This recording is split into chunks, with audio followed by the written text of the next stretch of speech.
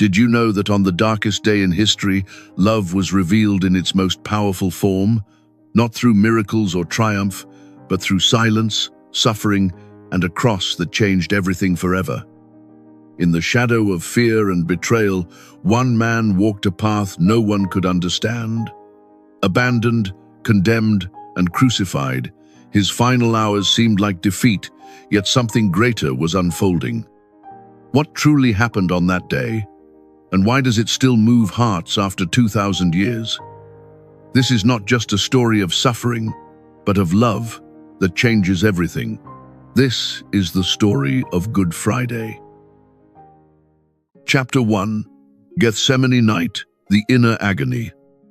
Under the quiet cover of night, Jesus Christ left the city of Jerusalem and walked toward the familiar Garden of Gethsemane. It was a place he often chose for prayer, a place of intimacy with the Father. Yet this night felt different. The air seemed heavier, and each step carried the weight of something unseen, as if all creation held its breath before the unfolding of a sacred and sorrowful mystery. As he entered the garden, a deep sorrow began to press upon his soul. He confided to his disciples that his heart was sorrowful even unto death. This was no ordinary grief, but a profound anguish that reached into the depths of his humanity. He could already sense the suffering ahead, the betrayal, the abandonment, the pain, and yet he chose to remain, embracing this moment with a love that would not turn away. In that sacred struggle, his prayer became intense beyond words. The Gospel tells us that his sweat fell like drops of blood upon the ground, revealing the depth of his agony. Here, the Son of God stood fully united with human fear and suffering. This was not weakness, but the raw truth of love facing sacrifice. In Gethsemane, heaven touched the earth through the silent tears and trembling resolve of Christ. 3 times he prayed, repeating the same plea to the Father, "If it is possible, let this cup pass from me." Yet each time he surrendered more deeply. "Not my will, but yours be done." These words echo through time as the perfect prayer of obedience. In them, we see the heart of a son who trusts completely, even when the path leads into darkness, even when the cost is everything. Nearby, his disciples struggled to stay awake.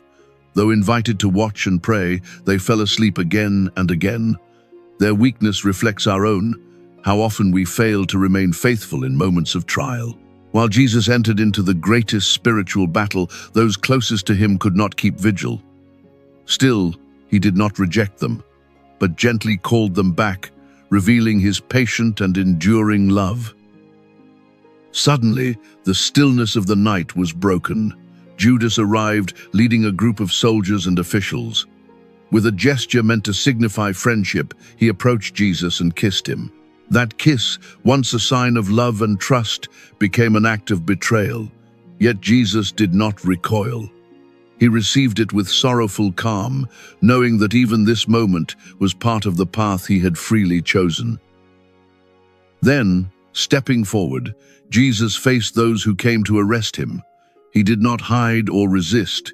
Instead, he declared himself openly, showing a quiet authority that unsettled those before him. In that moment, we see not a victim, but a savior who offers himself willingly. His surrender was not defeat, but love in its purest form, a love strong enough to embrace the cross before it even appeared. Chapter 2. Arrested and the Night of Injustice. Bound like a dangerous criminal, Jesus Christ was led away into the darkness of the night. The one who had healed, taught, and loved without measure was now treated as a threat. Rough hands seized him, and the silence of Gethsemane gave way to the noise of accusation. Yet he did not resist. In that moment, divine dignity met human injustice without a single word of protest. As the soldiers took him, fear scattered his disciples. Those who had once promised loyalty now fled into the shadows. Overwhelmed and confused, the garden that had witnessed his prayer now witnessed his abandonment. Jesus stood alone, surrounded not by friends but by those who came to condemn him. Still, even in that loneliness, his heart remained steadfast, carrying within it a love that would not abandon those who had abandoned him. In the chaos, one disciple drew his sword and struck out in defense of his master. It was a human reaction, driven by fear and desperation. But Jesus immediately intervened, commanding him to put the sword away. He chose the path of peace, not violence. In healing the wounded servant, he revealed once more that his kingdom would not be built by force, but by mercy, sacrifice, and a love that refuses retaliation. From there, Jesus was taken first to Annas, then to Caiaphas, the high priest. The night deepened as he was led from one authority to another, like an object passed for judgment. The questioning began, not in search of truth, but with the intent to condemn. The sacred halls that should have upheld justice instead became places where injustice quietly took root, hidden beneath the appearance of religious authority. False witnesses were brought forward, their voices weaving accusations that could not agree. Their testimonies clashed, revealing the emptiness of the charges against him. Yet the process continued, driven not by truth, but by determination to find guilt. In this moment, we see how easily justice can be distorted when hearts are closed. The trial was not about discovering truth, but about confirming a decision already made. Amid the noise of accusation, Jesus remained silent. Like a lamb led to the slaughter, he did not defend himself. His silence was not weakness, but a profound surrender to the will of the Father. Every word left unspoken carried a deeper meaning than any defense could offer. In that quiet, he bore the weight of sin, accepting the injustice so that others might one day receive mercy and freedom. At last, the high priest demanded a clear answer. Was he the Son of God? Jesus spoke the truth without hesitation. That truth, instead of setting him free, sealed his condemnation. He was declared guilty of blasphemy and sentenced to death. Thus, the light of the world was judged by darkness, and the one who is truth itself was condemned for speaking the truth in love. Chapter 3. Peter's denial, the tragedy of the human heart. In the cold darkness of that night, St. Peter followed at a distance as Jesus Christ was led into the courtyard of the high priest. He did not run away completely, yet he did not stay close either. Torn between love and fear, Peter stepped quietly into the shadows, hoping to remain unseen, uncertain of what courage would demand from him in the hours ahead. Standing among strangers, Peter tried to blend into the crowd gathered around the fire. The flickering light revealed faces he did not know, voices that did not welcome him. Yet someone recognized him, pointing him out as one of Jesus's followers. In that moment, the tension within him rose sharply. The warmth of the fire could not calm the growing fear that began to take hold of his heart. When questioned, Peter quickly denied knowing Jesus. The words came almost instinctively, driven by fear rather than conviction. A second accusation followed, and once again, he denied it. Each denial pushed him further away from the truth he once boldly proclaimed. The man who had vowed never to abandon his master now found himself shrinking back, overwhelmed by the pressure of the moment. Then came the third accusation, more insistent than the others. This time, Peter did not only deny Jesus, he swore an oath, insisting that he did not know the man. His words became stronger, more desperate, as if trying to convince both others and himself. In that instant, fear reached its peak, and Peter's denial became complete, echoing through the night with painful finality. Immediately, a rooster crowed, breaking through the silence like a call from heaven. The sound pierced Peter's heart, awakening a memory he could not escape. Jesus had foretold this very moment. What had seemed impossible just hours before had now become reality. The truth stood before him, undeniable and clear, as the weight of his actions began to settle heavily upon his soul. At that very moment, Jesus turned and looked at Peter. It was not a look of anger or condemnation, but one filled with love, sorrow, and mercy. In that gaze, Peter encountered not rejection, but understanding. It was a silent invitation to return, a reminder that even in failure, he was still loved. That look reached deeper than any words, touching the brokenness within him. Overcome with sorrow, Peter left the courtyard and wept bitterly. His tears were not only of regret, but of awakening. In his weakness, he came to understand the depth of his need for grace. That night marked not the end of his story, but the beginning of transformation. From denial would come faith, and from brokenness, a heart ready to be renewed by mercy. Chapter 4. Pilate and the compromise with evil. At dawn, Jesus Christ was brought before Pontius Pilate, the Roman governor who held authority over life and death. The religious leaders presented their accusations, hoping to secure a sentence they could not carry out themselves. In this encounter, the silence of Jesus met the power of Rome, and the fate of the innocent would soon be weighed against fear and political calculation. Pilate questioned Jesus carefully, searching for any fault that would justify the charges. Yet he found none. He sensed that this man standing before him was different, not a threat to Rome, but something far greater. Even his own conscience stirred uneasily. Still, Pilate hesitated. Though he recognized the truth, he lacked the courage to stand firmly for it, caught between justice and the pressure surrounding him. Hearing that Jesus was from Galilee, Pilate sent him to Herod, who was also in Jerusalem at the time. Herod, curious and eager for spectacle, questioned Jesus but received no answer.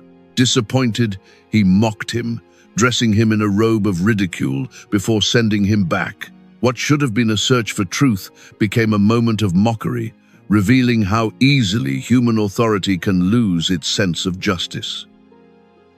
Meanwhile, the crowd outside grew restless. Stirred by the leaders, their voices rose together with a frightening unity. Crucify him. What began as whispers turned into a relentless demand. The same people who once listened to his words now called for his death. In their cries, we see how quickly hearts can be swayed when truth is overshadowed by fear, manipulation, and the desire to belong to the louder voice. Trying once more to find a way out, Pilate offered to release Jesus according to the custom of the feast. Yet the people chose Barabbas, a known criminal, instead of the innocent Christ. It was a tragic exchange, guilt set free and innocence condemned. In that choice, humanity revealed its brokenness, preferring what is familiar, even sinful, over the truth that challenges and calls for conversion. In a final gesture, Pilate took water and washed his hands before the crowd. It was meant to show that he was not responsible for the blood of this man. Yet no outward act could erase the decision he was about to make. Responsibility cannot be washed away. In trying to remain neutral, Pilate chose a path that allowed injustice to prevail, revealing the danger of silence in the face of truth. And so, under the weight of the crowd's demand, the sentence was given. Jesus was handed over to be crucified. Truth stood before power and was rejected, not because it was false, but because it was inconvenient. In that moment, the world chose darkness over light. Yet even in this injustice, the plan of salvation moved forward, carried not by force, but by a love willing to endure all things. Chapter 5. Scourging, the crown of thorns, and the way of sacrifice.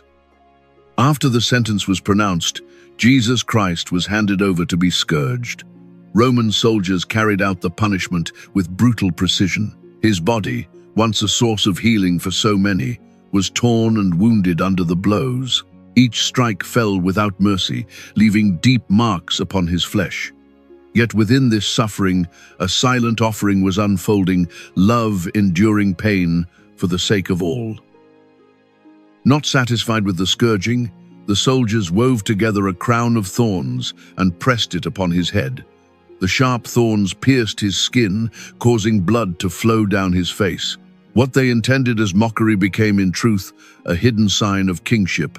This was no ordinary crown, but one that revealed a kingdom built not on power, but on sacrifice, humility, and a love willing to suffer. They placed a red cloak upon his shoulders, dressing him as a false king in their cruel game. Bowing in mock reverence, they laughed and struck him, saying, "Hail, King of the Jews!" Their words, meant to ridicule, carried an irony they did not understand. For before them stood the true king, not of earthly dominion, but of hearts, a king whose throne would soon be the cross. Through it all, Jesus remained silent. He did not defend himself or resist their violence. His silence was not weakness, but a strength rooted in perfect love. In choosing not to retaliate, he revealed the gentle power of God, a power that does not destroy, but redeems. His calm endurance became a testimony that true authority is found not in force, but in the willingness to give oneself completely. Then came the moment to carry the cross. Weighed down by exhaustion and pain, Jesus lifted the heavy wood upon his shoulders and began the journey to Golgotha. Each step was a struggle, each movement marked by suffering. Yet he continued forward, embracing the path before him.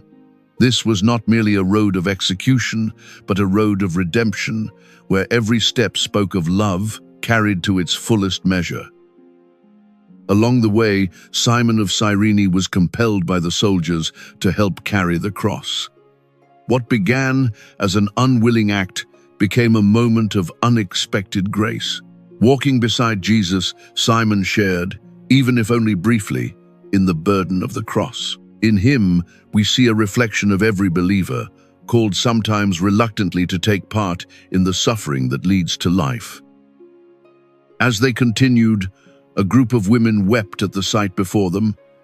Their sorrow was real, their compassion sincere. Yet Jesus turned to them and spoke words of gentle correction, inviting them to look beyond the present pain. He called them to recognize the deeper reality of salvation unfolding. Even in his suffering, he consoled others, revealing a heart that never ceased to love, even on the way to the cross. Chapter 6. The Cross, the Summit of Saving Love. On the hill of Golgotha, Jesus Christ was nailed to the cross between two criminals. Suspended between heaven and earth, he was treated as one rejected, counted among the guilty.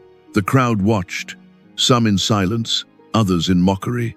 Yet even in this place of shame, something sacred was unfolding. What appeared as defeat was, in truth, the beginning of a love that would redeem the world.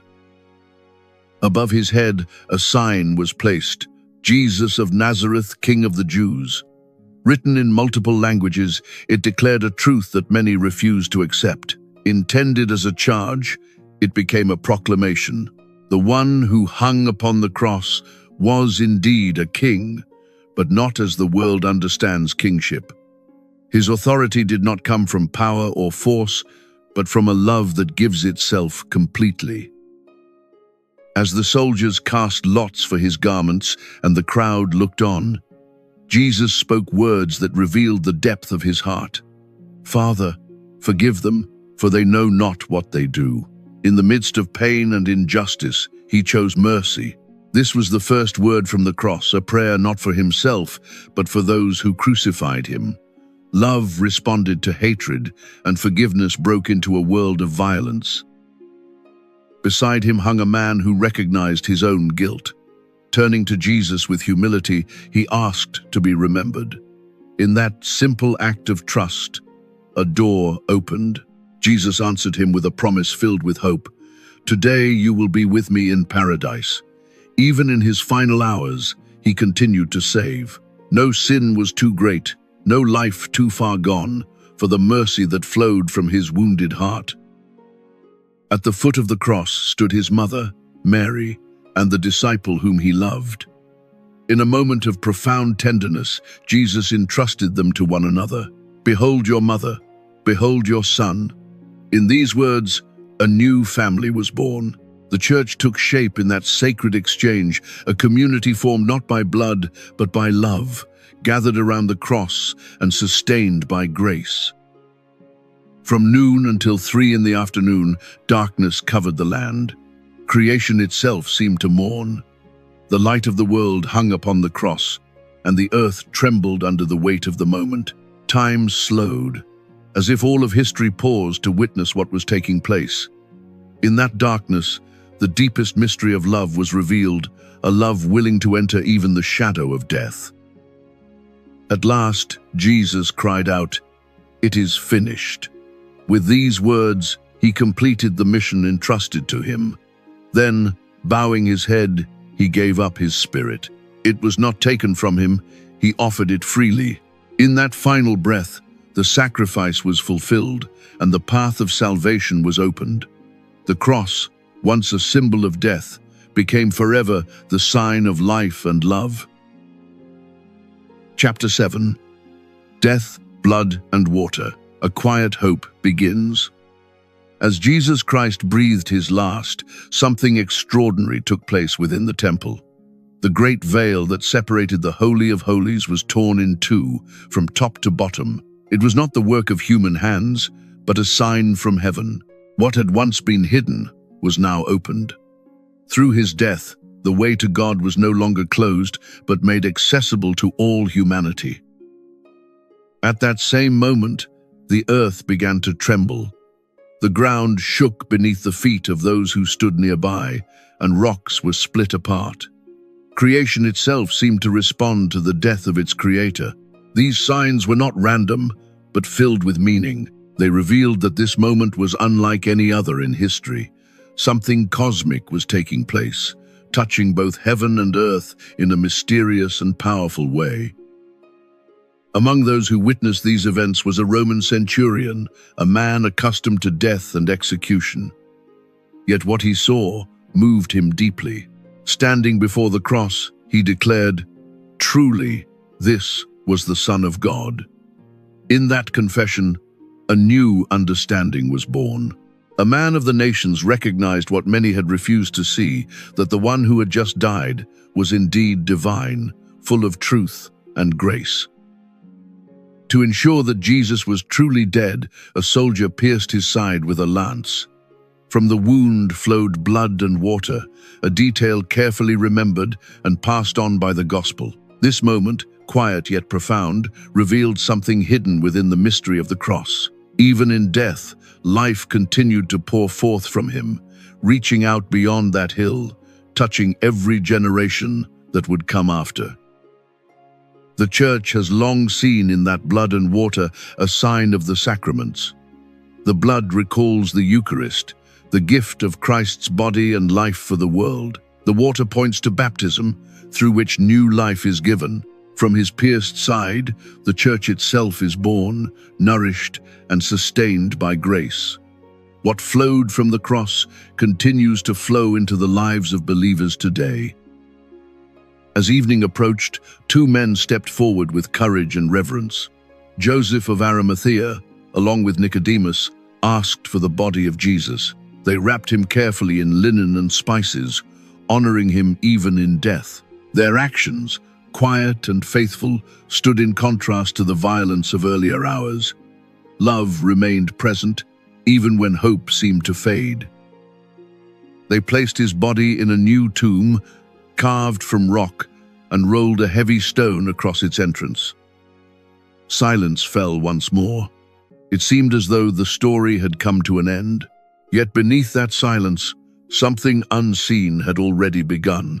The seed had been planted. Though hidden in darkness, the promise of resurrection was quietly unfolding, waiting for the dawn that would change everything forever.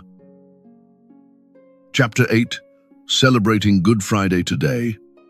Each year, the Church enters again into the mystery of Good Friday, a day unlike any other. It is the only day in the liturgical year when Mass is not celebrated, inviting the faithful into a deep and solemn remembrance of the death of Jesus Christ. In this absence, the silence speaks.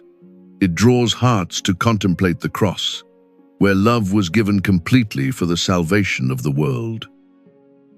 Instead of the Eucharistic celebration, the Church gathers for the liturgy of the Passion of the Lord, usually around 3 in the afternoon. This hour holds special meaning, recalling the moment when Jesus gave up his spirit on the cross.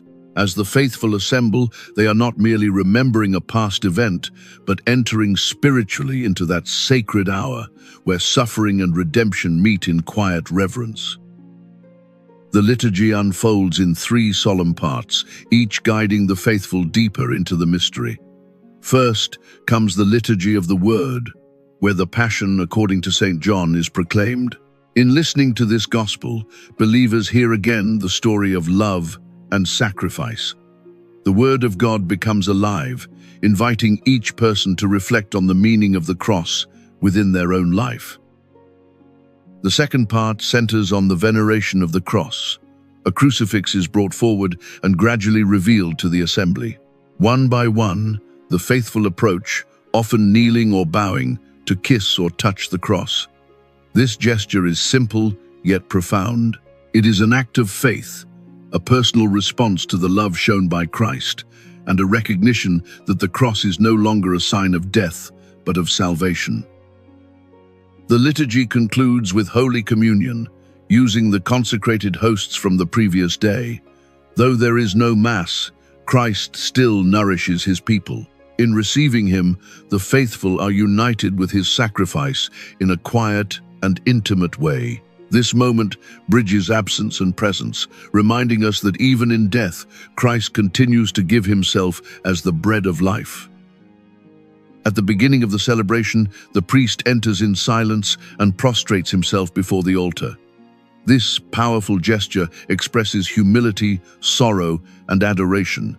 It reflects the posture of the entire Church before the mystery of the cross.